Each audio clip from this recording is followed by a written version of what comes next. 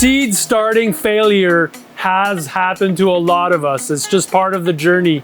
But as a professional market growers, there's a lot of tricks and techniques that I've learned through my farming career. And in this video, I want to share with you my ultimate success recipes for seed starting. So tip number one, timing is everything. Okay, because we're growing all these crops, because we have this diet where we want to eat a lot of everything, we need to have all these seedlings that are started not at the same time. So you'll have some seedlings that are started earlier in February, others that are going to be in March, others going to be in April and May, and then you have some of the same varieties that are going to be kind of seeded in sequence so that we always get a fresh supply of new plantings. And connecting all these dots with days to maturity, which is the number that you have often on the seed package that tells you from seed to harvest, the number of time that that seed will be inside a nursery and in which container that plant needs to be. And that's really, really important that you have for all your different plantings, the planting dates, and then you reverse engineer for when those seedlings need to be started indoors, in which containers, for how many days. So the next thing is that you're going to be using trays to start your seedlings into, and potting mix, soil mix. Starting with really, really good soil mix is really important. And so you want to find, you can make your own, and there's some nice recipes out there, but from my experience, it'll cost less to buy mix that's already made, having all the different ingredients. Usually in soil mix, there's going to be peat moss, there's going to be a little bit of compost, there's going to be soil, there's going to be perlite or vermiculite to just like add to the drainage. That's what the white thing that you see in the soil mix. And it's a blend, okay? And the blend needs to have fertility, airspace so that the roots can breed. You know, it's really, it's a science to do great soil mix. So my advice would be to find great soil mix out there, perhaps something that has mycorrhizae in it, and definitely something that's certified organic, because you don't want to have wetting agents and just like chemicals in your soil mix. That's a huge no-no. And so soil mix, really important, find the best one out there. And then seeding trays. There's a lot of different seeding trays out there. I really like the ones that you'll be able to keep for many, many years. This is a really nice one that I really like, but we work with 128 and 72 cell trays, which is the number, the cell trays, they're all the same size, but the number of cells will vary. It could be, again, it could be 72, it could be 128, it could be 52. It's a standard in the industry, but I recommend using 72 and 128 for most of the crops that we start inside. Also, if you're a home gardener, you can find these same 72 and 128 cell trays, which is really the size of the plug in smaller formats. This is one example. This is another example. So they're fairly common and you'll find them at your local nursery. So the next important part is that your nursery space will need to have proper light and warmth. Okay, so we're heating that space and we're bringing the light that you need, because again, it's not summer, it's early spring, or in my case, it's in the winter. Okay, so having the right lighting is important. You can buy shop lights with two kind of lights, warm white, cool white, just as long as it has the full spectrum. And then, that's pretty typical. If you're in a greenhouse, again, you might want to have the greenhouse separated so that you're heating not the whole greenhouse, but just like a first section, which is going to be your nursery. Or if in your house, it could be, putting these trays right in front of the windows. So just make sure that it has at least 10, 11 good hours of light so that your seedlings will grow. And then the warmth, again, make sure that it's at optimal growing temperatures, which is 18 degrees Celsius at night, 68 Fahrenheit for the night. And during the day, it should be between 20 and 30. So these are the specs that you need to create and follow.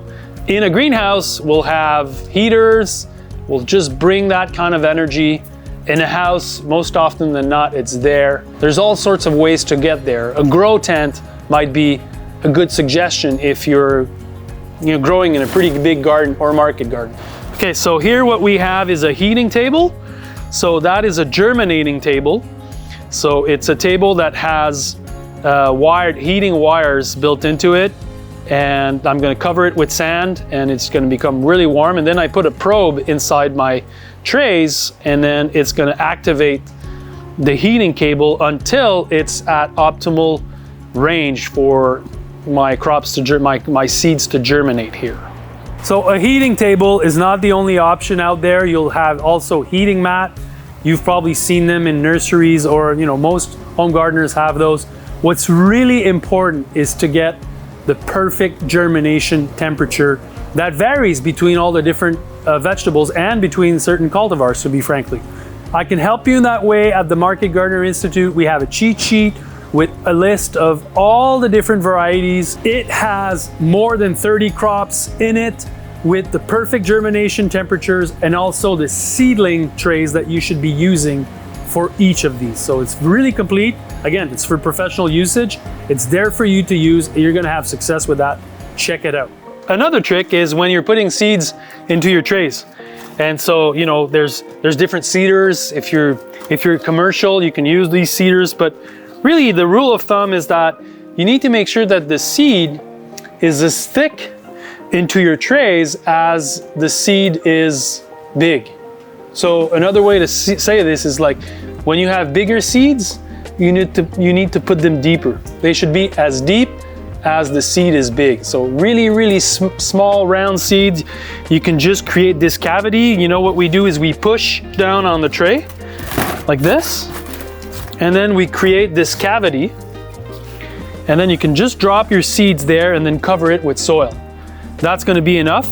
But on bigger seeds, let's say you're doing squash, cucumbers, you really wanna press them in so that they're further down.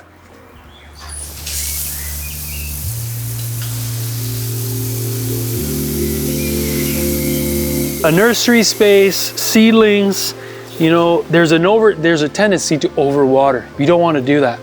You want to make sure that you're watering just enough so that the seedlings, they never go dry. But if you water too much, then you create all sorts of circumstances where they can get some disease.